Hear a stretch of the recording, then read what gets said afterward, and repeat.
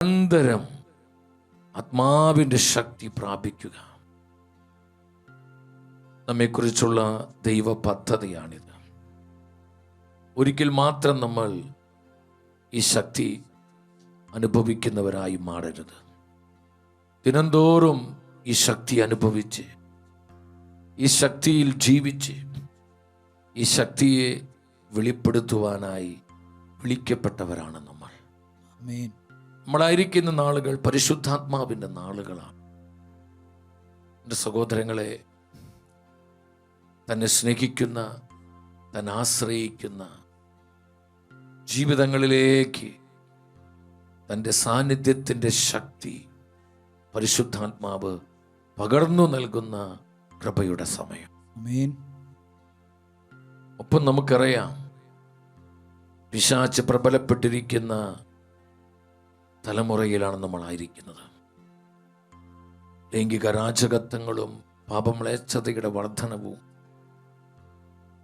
ലൗകികവും ജഡീകവുമായ എല്ലാവിധത്തിലുള്ള സുഖലോലുപതകളും സകലവിധ അക്രമങ്ങളും അനീതികളും നടമാടുന്ന ഈ ഒരു കാലയളവിൽ പരിശുദ്ധാത്മാവിൻ്റെ നിറവും നടത്തിപ്പും ശക്തിയുമില്ലാതെ കർത്താവിനോട് ചേർന്ന് ജീവിക്കുവാൻ നമുക്കാർക്കും സാധിക്കുകയില്ല. നമ്മുടെ ജീവിതം കർത്താവിനായി പ്രയോജനപ്പെടണമെങ്കിൽ, നമ്മുടെ കുടുംബം ദൈവാനുഗ്രഹത്തിൻ്റെ കുടുംബമായി മാറണമെങ്കിൽ, നമ്മുടെ സഭ കർത്താവിൻ്റെ മണവാട്ടിയായി ലോകത്തിൽ പ്രശോഭ്യതയാകണമെങ്കിൽ പരിശുദ്ധാത്മ ശക്തി, പരിശുദ്ധാത്മ നിറവ് നമുക്കെല്ലാവർക്കും കൂടിയേ തീരൂ. പരിശുദ്ധാത്മാവിൻ്റെ സഹായമില്ലാതെ ഒരു സ്റ്റെപ്പ് നമുക്ക് മുന്നോട്ട് വയ്ക്കുവാൻ സാധിക്കുകയില്ല. മുന്നോട്ട് വെച്ചാൽ ഉറപ്പ് നമ്മൾ വീണുപോകും. എൻ്റെ സഹോദരങ്ങളെ, അത്രമാത്രം തിന്മ പ്രബലപ്പെട്ടിരിക്കുന്ന തലമുറയിലാണ് നമ്മളായിരിക്കുന്നത്. ഈ കാലഘട്ടത്തെ നോക്കി പ്രവചനാത്മാവിൽ വിശുദ്ധ പൗലോസ് സഭയെ പഠിപ്പിച്ചു.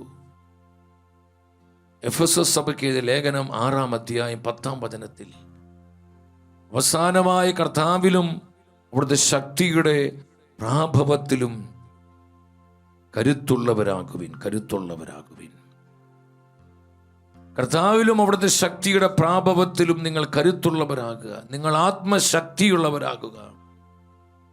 ആത്മാവിൻ്റെ ശക്തി അനുഭവിച്ച് ജീവിക്കുക. നമ്മുടെ വ്യക്തി ജീവിതത്തിൽ, കുടുംബ ജീവിതത്തിൽ, സമർപ്പിത ജീവിതത്തിൽ, പൗരോഹിത്യ ജീവിതത്തിലെല്ലാം പരിശുദ്ധാത്മാവിൻ്റെ ശക്തി അനുഭവിച്ച് ജീവിക്കുവാനായി വിളിക്കപ്പെട്ടവരാണ് നമ്മൾ. നിങ്ങൾ കരുത്തു പ്രാപിക്കുക. കർത്താവിലും അവിടുത്തെ ശക്തിയിലും പരിശുദ്ധാത്മാവിലും. പ്രിയ ദൈവജനമേ, നമ്മൾ കരുത്തുള്ളവരാകുവാൻ സ്വർഗം നമ്മോട് ആവശ്യപ്പെടുകയാണ്. ഇന്നേ ദിനത്തിൽ ആത്മാവ് നമുക്ക് തരുന്ന സന്ദേശം എന്താണ്? ആത്മനിറവിൽ, ആത്മനടത്തിപ്പിൽ, ആത്മാവിൻ്റെ ശക്തിയോടെ ജീവിക്കേണ്ടതിൻ്റെ പ്രാധാന്യതയാണ് പരിശുദ്ധാത്മാവ് ഇന്ന് നമ്മൾ അറിയിക്കുന്നത്. നമ്മുടെ കർത്താവിൻ്റെ ജീവിതത്തിലേക്ക് നമ്മൾ നോക്കുക. ലൂക്കായുടെ സുവിശേഷം 4-ാം അധ്യായം 1-ാം വചനത്തിൽ നമ്മൾ കാണുന്നു, യേശു പരിശുദ്ധാത്മാവ് നിറഞ്ഞവനായി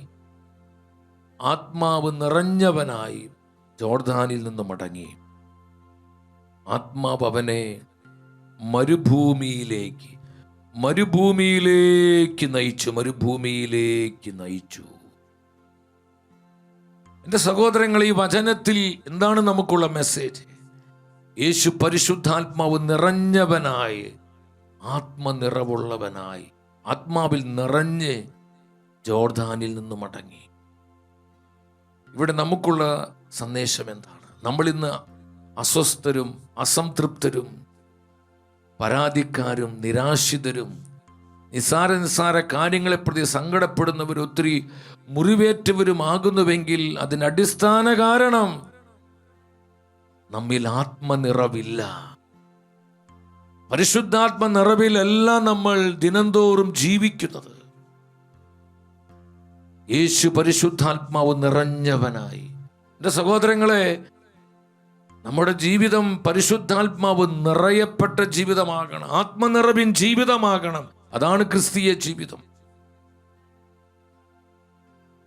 നമ്മുടെ ക്രൈസ്തവ ജീവിതത്തിൻ്റെ ഏറ്റവും ശ്രേഷ്ഠമായ അനുഭവം എന്ന് പറയുന്നത് ആത്മനിറവോടെ ജീവിക്കുക എന്നതാണ്. അപ്രകാരമുള്ള ജീവിതങ്ങളിൽ സഹനങ്ങളുണ്ട്, കഷ്ടതകളുണ്ട്, ദുരിതങ്ങളും സങ്കടങ്ങളും വേദനകളുമുണ്ട്. എന്നാൽ അതിനെ മറികടക്കുന്ന ഒരു ആത്മശക്തി അവനും അവളും അനുഭവിക്കുകയാണ്. ഇന്ന് നമുക്ക് ആവശ്യം ഈ ശക്തിയല്ലേ? ഡുനാമിസ്, ആത്മാവിന്റെ ശക്തി, power of the holy spirit.